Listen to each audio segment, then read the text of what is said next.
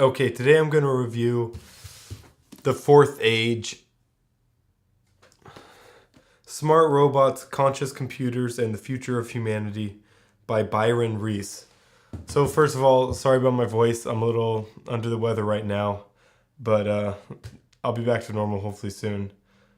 So first of all, this book was great. I loved it. If that's all you want to hear, then just go out and get the book and you'll be pleasantly surprised. This book was probably the best book I read all year, and definitely the best one on this subject of AI and consciousness and robots and automation and all of that.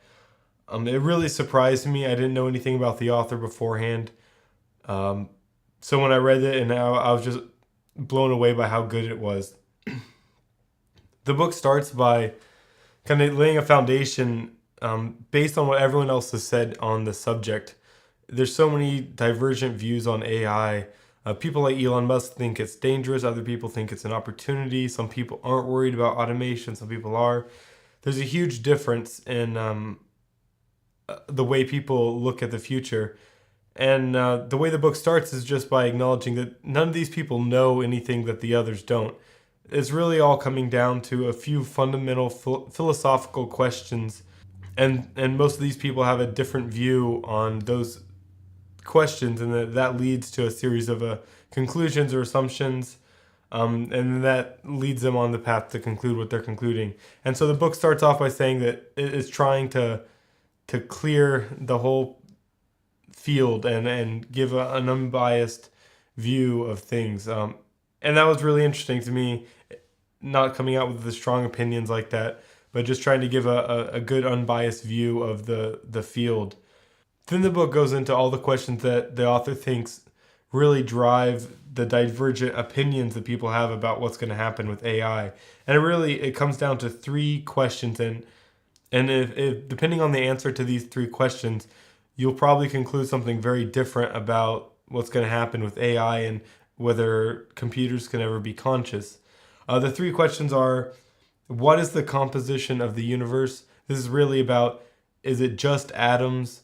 If it's just atoms, then there's nothing special in humans. There's nothing special in animals.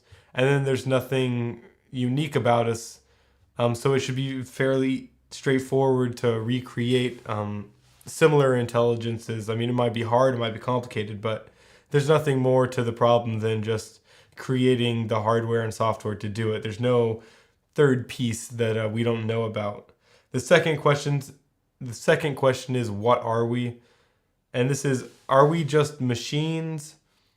Is all life special? Is there something unique about all life?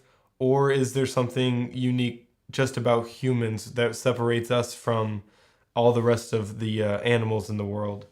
And where you fall on this line will have a big impact on how you think we'll be able to build robots in the future. If you have like a religious view where you think humans are completely unique and different than every other animal, then you can't simply just build a machine that's like us, because there's something that we have that no one else has.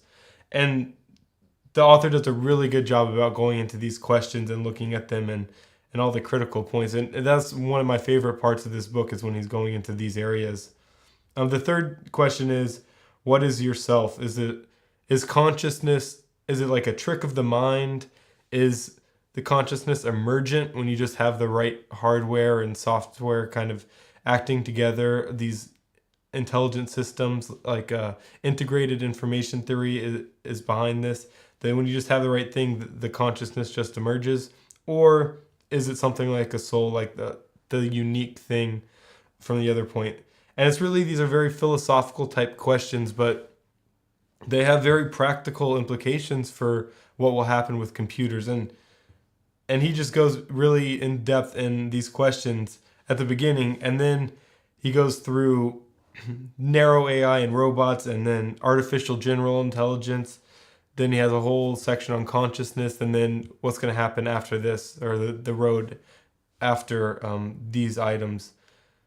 And really, in all the sections, he builds on those first ideas, and he just weaves everything together really well. And it's really interesting, extremely captivating. And one of the things I came away with after some of the recent books I read was that this author, he doesn't fall into this trick or this pit that I think a lot of nonfiction authors do. Is what they'll do is they'll give you a little bit of their concept, like a few pages on a point, and then they'll spend like 10 pages just giving you different examples in the world from where this has happened.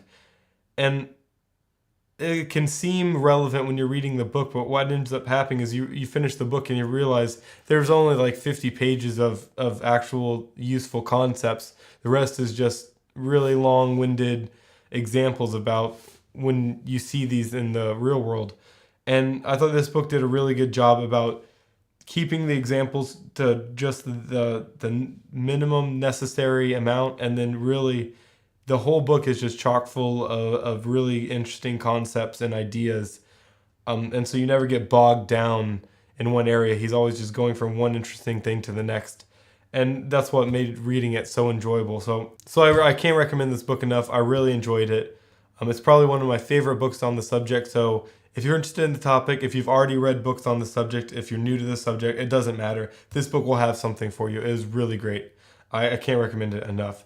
So I hope you guys enjoyed this video. Thanks for sitting through my raspy voice today. Like, subscribe. I'll have some more reviews coming in the future. I read a few books over the Christmas week when I was driving, so I'll have some more stuff coming soon. So thanks.